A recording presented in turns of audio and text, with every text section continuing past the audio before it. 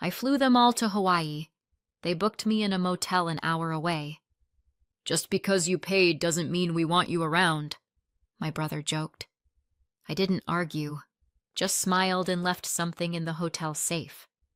When they found it, they started screaming. It was supposed to be the trip that changed everything. For the first time in years, I'd planned a real family vacation. Not a rushed long weekend at my apartment. Not a chaotic Thanksgiving where everyone yelled about politics. A real slow, golden sunset memory-making kind of trip. I spent 11 months planning it. No exaggeration. I created folders. I made spreadsheets. I researched group rates and credit card points. I compared resorts, ranked beaches by accessibility and kid-friendliness, and cross-checked weather trends for the shoulder season. I even paid a travel agent a small consultation fee to make sure I wasn't getting scammed because I wanted this to be perfect, and not just for me, for them, for my mom, Jill, who hadn't had a real vacation in over a decade, for Rick, my stepdad, who worked overtime shifts at the auto shop and talked about Hawaii like it was some mythical place he'd never see, for Brandon, my younger brother, and his wife Haley, who always seemed stressed and exhausted but still showed up for Christmas even when money was tight, and for Erin, my cousin, and her little boy Liam. He'd never been on a plane before. I wanted him to see the ocean. I'd been the boring one my whole life. Responsible Natalie. Quiet Natalie. The one who showed up with jumper cables and remembered everyone's birthdays. But maybe, just maybe, this trip would be the moment they'd look at me and see something more. Someone they were proud of. I wasn't rich. Far from it. I work in IT support and live in a modest apartment. I budgeted for this trip the way some people plan for a wedding. Canceled other plans, said no to upgrades at the dentist, skipped birthdays, declined dates. I'd been working toward this single week in Hawaii like it was the finish line to a race no one else knew I was running. So when we landed and walked out into the humid plumeria-scented air, my heart was full. I even took a deep breath and thought, this is it. We got our lees. We took the awkward group photo. I tipped the shuttle driver in advance to help with the bags. Everyone was smiling. Even Brandon seemed relaxed for once, making Liam laugh with bad pirate impressions. When we pulled up to the resort, it looked exactly like the pictures. Maybe better. White columns, green palms swaying, that kind of soft golden light that makes everything look like a travel ad. I stepped up to the check-in desk, excited to surprise everyone with how well I'd planned it. The rooms were ocean-facing. I'd arranged welcome baskets with local snacks and reef-safe sunscreen. I had even pre-booked a beach dinner for the third night. The receptionist smiled politely. Name? Natalie Fielding. I booked the Fielding family group. She typed, scanned the screen, frowned. I see the group booking here, but your name isn't on the room list. You're in a separate reservation. Royal Sands Motel. My smile faltered. No, that's not right. I booked everything under my name. She tilted the screen slightly, showing me the breakdown. The names were all there. Jill, Rick, Brandon, Haley, Erin, Liam, but not mine. That's when Brandon walked over, holding 2 room keys like he owned the place. Oh yeah, he said, casual. We moved your spot to a quieter place up the road. Figured you'd want your space, I laughed, unsure if it was a joke. Wait, what? Haley joined him, sunglasses already on. It's better that way, isn't it? The motel's super close. Just an hour, I blinked. Why would I stay in a motel? Brandon shrugged. Look, just because you paid doesn't mean we want you around the whole time. He said it like it was funny, like we were still at baggage claim and he was teasing me about my carry-on. Haley chuckled. Come on, don't be weird about it. Weird, right? Of course. Jill finally stepped in, arms crossed like she was bracing for drama. Honey, it's no big deal. There just wasn't room for everyone, and Erin really wanted to stay with us. Plus, you like quiet, don't you? You've always been independent. The polite word for unwanted. Rick mumbled something like, "You'll be more comfortable there anyway," without looking at me. And I stood there in that cool, expensive lobby, holding my suitcase, realizing they'd all made the decision together behind my back. After I paid for everything, I could have fought it. I could have said, "Actually, no. I booked this. I deserve to be here." But the words caught in my throat. My heart pounded in my ears. My face felt hot. Instead, I nodded. "Sure," I said. "Sounds peaceful." I took the new address from the front desk and rolled my suitcase out through the side door, past the valet and the bellhop and the manicured hibiscus bushes. The Uber driver gave me a look when I told him where to go. "That place? You sure?" I smiled like it didn't matter. "Yeah, I'm sure." The motel was, well, it had a roof. I'll give it that. The room smelled like air freshener and unresolved crime. The beach access was technically accurate if you didn't mind crossing 2 roads and a parking lot to get to the strip of sand. The bedspread had a strange, sticky texture. I didn't care to investigate. The only view was of a rusty vending machine and a faded sign with half the bulbs out. "Royal Sands. Stay a while." I sat on the edge of the bed, suitcase still closed, and stared at the wall for a long time. I kept waiting for someone to call to say they'd made a mistake, to laugh and say, "Gotcha. You're actually staying with us. Come back." Nothing. I thought about the tiny gifts I'd packed for everyone. Hawaiian-themed puzzles for Liam, a set of local teas for Mom, a water-safe phone case Brandon had mentioned wanting. They were still zipped in my carry-on, neatly wrapped. I'd imagined handing them out the first night. Everyone pleasantly surprised, laughing over drinks by the pool. Instead, I was alone listening to a couple argue in the next room about whether the baby looked more like her ex. I showered in flip-flops. I couldn't bring myself to unpack. The next morning, I got up early and caught another Uber back to the resort, hoping, God knows why, that the mood had shifted. Maybe they'd had time to realize how wrong it all was. Maybe today they'd remember who booked this trip. Maybe I'd get a seat at the table. They were already having breakfast when I got there, laughing, relaxed. Brandon wore a loud Hawaiian shirt and told a story I'd heard him borrow from me years ago. Haley had her sunglasses perched on her head like a crown. Jill was feeding Liam bites of fresh mango. No one noticed me walk up. "Hey," I said, trying to sound breezy. "Morning." Jill smiled vaguely. "Oh, Natalie. We didn't know you were coming." "I figured I'd catch up with you all," I said. "What's the plan today?" Rick glanced at Brandon. "We're thinking of hitting the beach." "Maybe the hike later," I nodded. "Should I meet you somewhere?" Haley tilted her head. "Oh well, we thought you'd want to do your own thing." "I paid for the group snorkeling tour," I reminded them quietly. "It's at 2, right?" Brandon chewing. "We might just skip that." "Aaron wants to take Liam to the aquarium instead." I opened my mouth to say something. But what? That I'd spent hours booking things tailored to them? That I knew Rick hated boats but agreed to go because Jill was excited? That I had laminated itineraries printed for everyone, still tucked in my backpack like an idiot? Instead, I said, "Cool. Whatever works." There was no room at the table.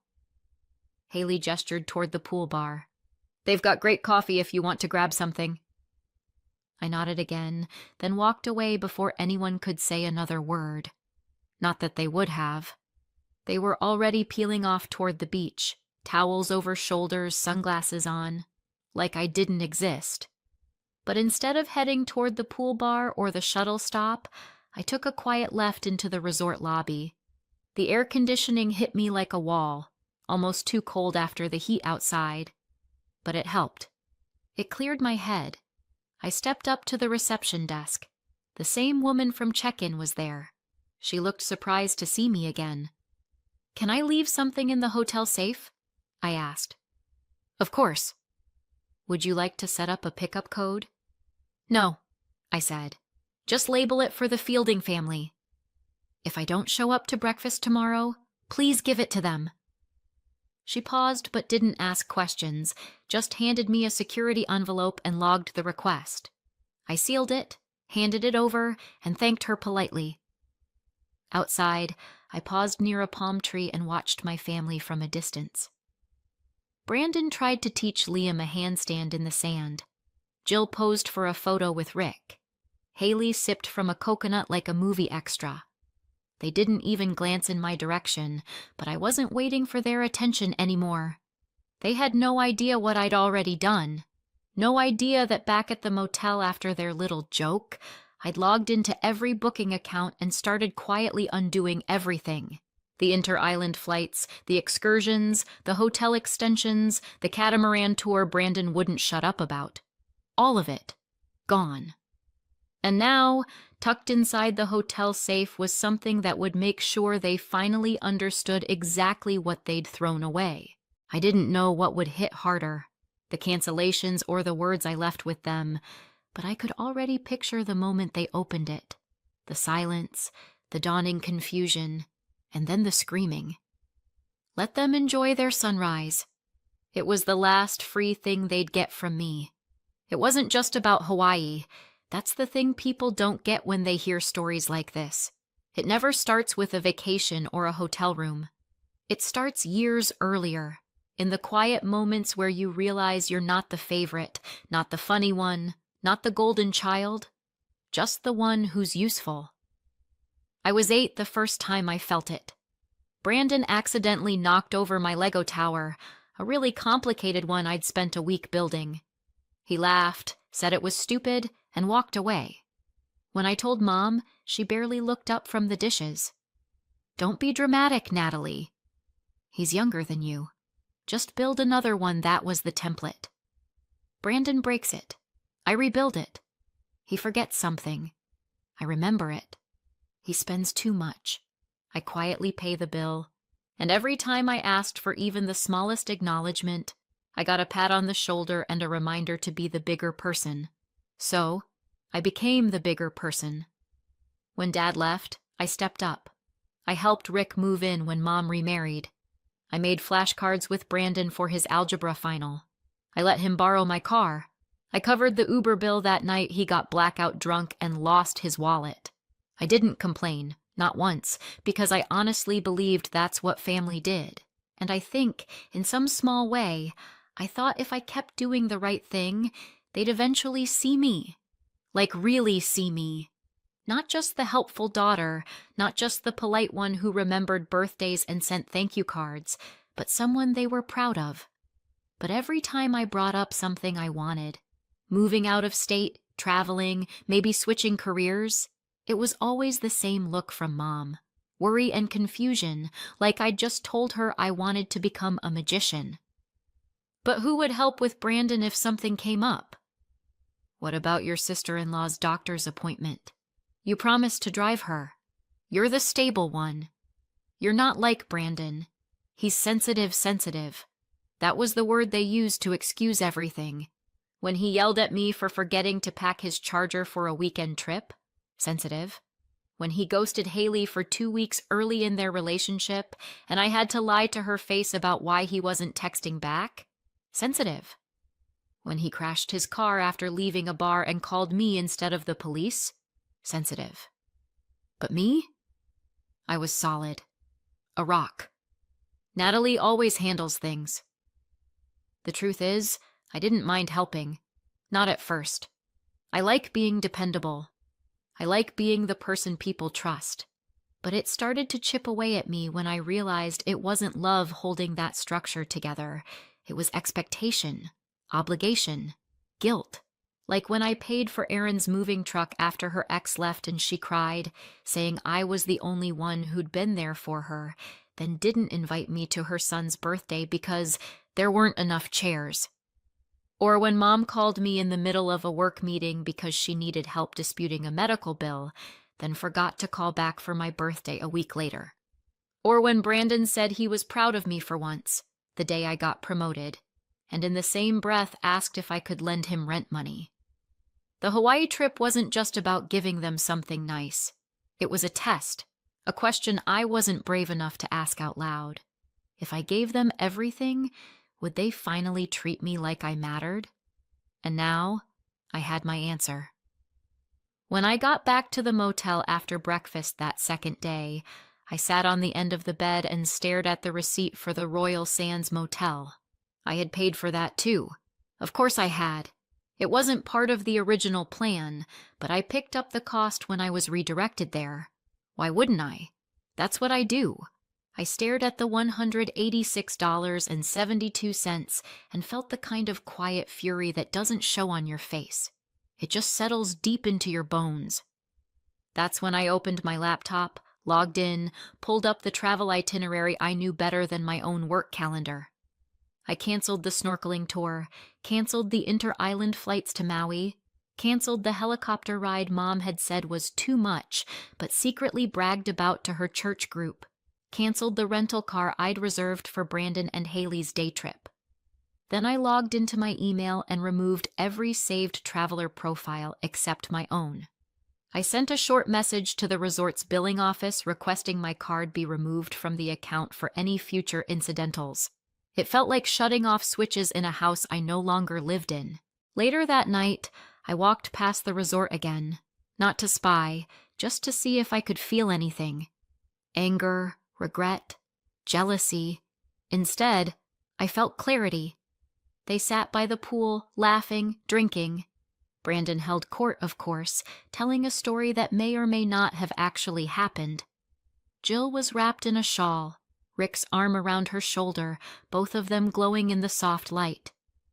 I could have been in that photo, but I wasn't.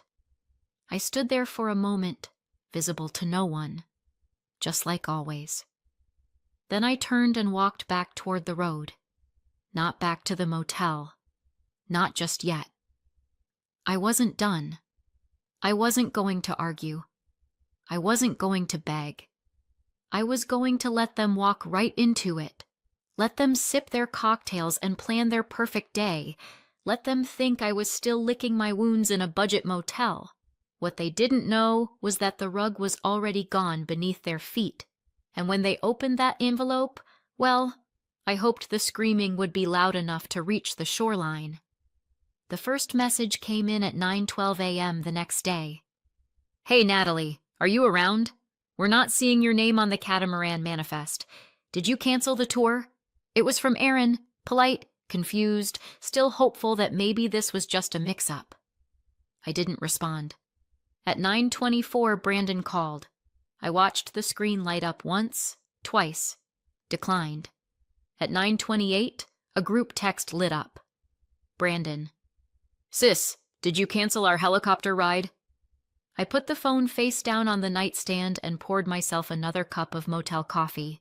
Burnt, bitter, perfect. I imagined the moment they opened the envelope.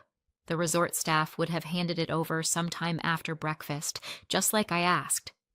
Someone probably shrugged, said, "Weird, maybe she left a thank you note," and ripped it open without thinking. And then the video would start. Just me sitting on the motel bed, framed neatly, calm as ever. Hi, if you're watching this, you already know something's wrong. The rest of your trip has been canceled. Flights, excursions, hotel extensions, gone. Charges removed. Plans erased. Before you ask why, let me save you the time. You booked me in a motel an hour away because you didn't want me around. You made jokes about how I paid but wasn't part of the family. You thought I'd stay quiet like I always do, but not this time. Enjoy the rest of your stay on your own dime. Don't worry, I left the sunrise. It's the only thing here that's free, cut to black. No yelling, no accusations, just a polite nuclear bomb. By 10:01 a.m., my phone had 14 missed calls, 3 voicemails, and 1 absolutely unhinged wall of texts from Brandon. Natalie, this isn't funny. Natalie, you're being a psycho. Natalie, grow up. You embarrassed Mom. You ruined the whole trip for everyone. What the hell is wrong with you? What's wrong with me? Let's see.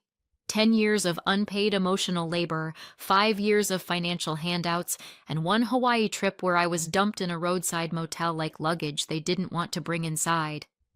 Yeah, I guess I snapped. By 10:34, Jill called. I didn't answer, but I played the voicemail later. Her voice trembled. Natalie, sweetheart, I don't know what happened. I thought you were happy to have your own space. We didn't mean to make you feel left out. Can we please talk? You're scaring me. I almost laughed at that part. Scaring her. I'd been ghosted, gaslit, and guilt-tripped by these people my entire life. But now she was scared because I'd finally stopped smiling through it. Rick texted shortly after. Come on, let's be reasonable. You didn't have to go nuclear. That's rich coming from the guy who stood next to his wife while she pretended I didn't exist at breakfast. Around noon, things escalated. The resort billing office emailed me to confirm my card had been removed and the family had been notified. The remaining charges would now be billed directly to their rooms, if they could provide valid payment, which, according to another message from Aaron, was a problem. Why would you do this? None of us brought extra cards because you said you covered everything. Liam is crying. We can't even go to the aquarium today. I didn't respond, but I did laugh. Then I checked the comments on Brandon's Instagram post from the night before, the one with him shirtless on the beach captioned "Vacation Mode On." Someone had commented, "Sis didn't even pay for her own hotel. El Mao." Another, "Imagine being so trash your sister cancels your trip midweek." Apparently someone at the resort, maybe a staff member, maybe a guest, had shared the story online. A short TikTok titled, "When the Family Freeloader Finally Gets Cut Off." It was already blowing up. By evening, the texts had taken a sharp turn from outrage to desperation. Haley, "We're locked out of the second room." They said the card was declined. Jill, "Natalie, please." "We didn't think it would hurt you like this." Rick, "Come back and talk to us." "We can fix this, Brandon." "You're dead to me." "Seriously, no one wants you in this family anymore." "This is why you're alone." Ah, there it was.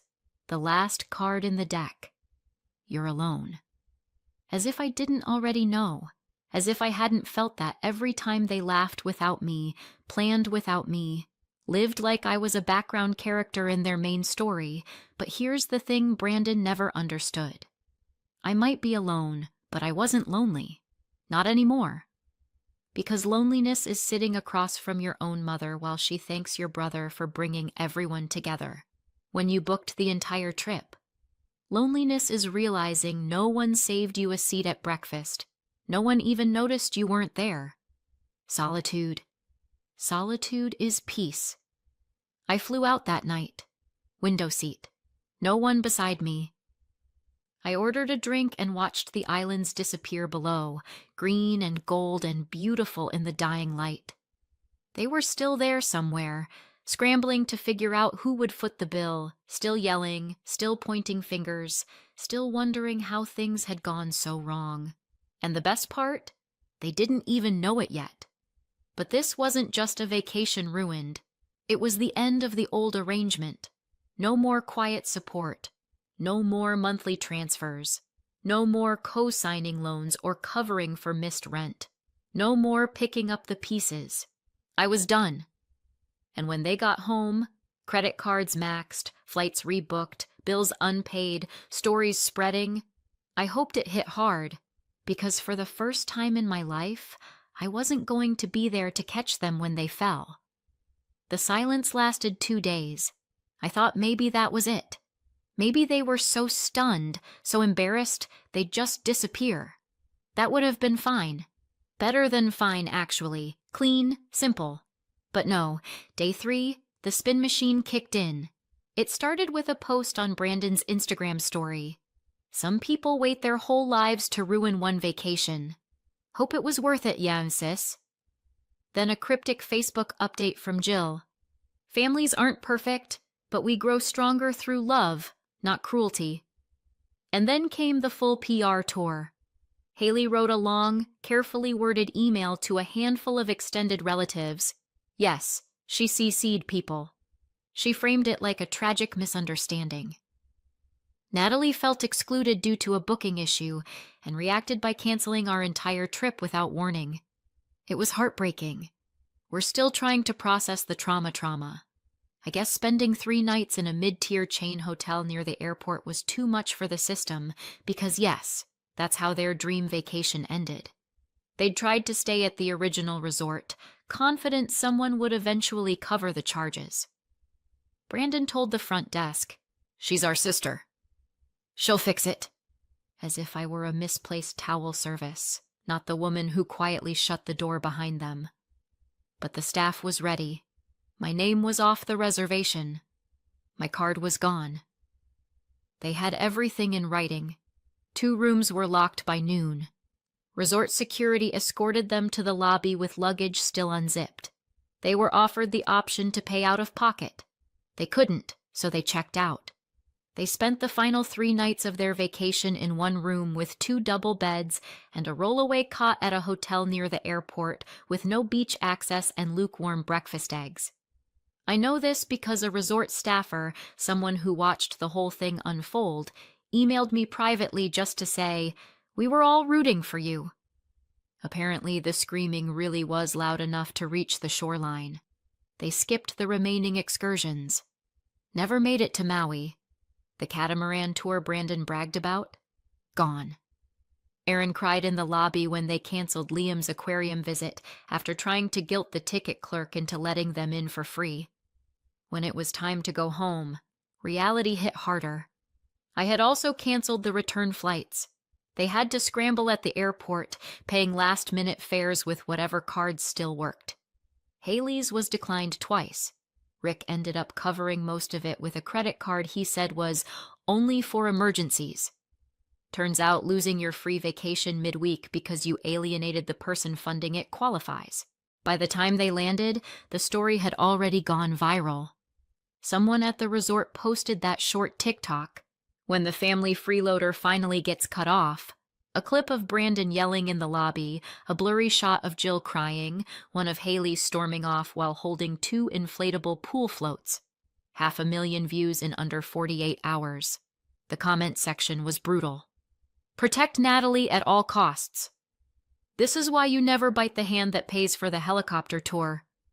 Plot twist. Natalie wasn't the quiet one. She was the loaded gun.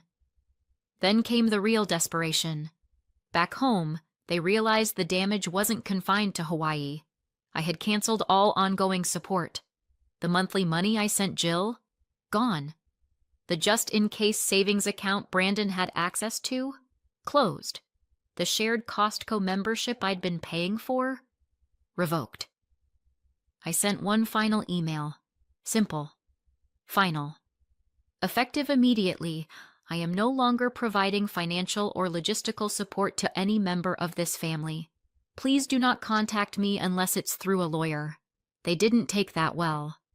Rick sent me a screenshot of a credit card bill with a passive-aggressive text. "Your mother's really struggling. Any chance you could help? For her sake?" I didn't reply. Brandon posted a photo of him and Jill looking sad at a diner, captioned, "Family is supposed to forgive." The comments backfired again. A friend of mine wrote, "Didn't you brag about ditching your sister in a motel?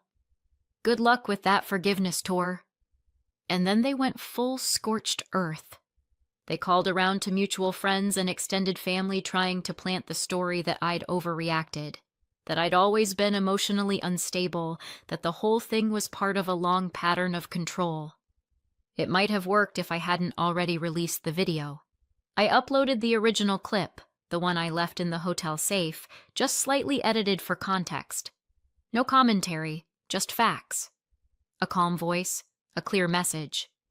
You didn't want me around. Now you're on your own. The internet took care of the rest. Some of their friends stopped calling. Jill lost her part-time bookkeeping gig. Someone who saw the video didn't want drama tied to their small business. Aaron's ex used the situation to argue for full custody, citing emotional instability and public embarrassment. Brandon tried to go on a podcast to share his truth. It got 4 views and 2 dislikes. Meanwhile, I was thriving. I booked a trip to Kyoto, just me. No guilt, no group chat. I walked under cherry blossoms, ate noodles in alleyway shops, and slept better than I had in years. I started building a new life, a smaller circle, but peaceful. People who liked me because I was kind, not because I was convenient. For the first time, I wasn't the support beam in a collapsing building. I was just free. The last message I ever got from Jill came 2 months later. I know you hate us. I just wish you'd remember we're still your family. I stared at it for a long time, then typed one line that used to mean something, and hit send. It's been 9 months since the trip. Without my support, things unraveled fast. My mom and Rick struggled almost immediately. Turns out I'd been quietly keeping their budget afloat more than anyone realized. He picked up gig work to cover what used to come from me. She stopped answering calls from relatives after a few awkward conversations about how things went in Hawaii. Brandon burned through his last emergency fund within weeks. Haley moved in with her sister just until things stabilize, and he tried crowdfunding his way out of rent trouble. It didn't go well. One of the top comments read, "Maybe don't ditch the woman paying for your vacation next time." Aaron tried to get a loan co-signed. No one in the family would touch it. Last I heard, she was working retail and back living with her mom. I didn't gloat. I didn't reach out. I just moved on. Turns out peace is quiet and affordable, especially when you stop paying for everyone else's chaos. But now I'm wondering, was I right to finally draw the line, or did I go too far? Let me know what you think in the comments. And if you want to hear more stories like this, don't forget to subscribe.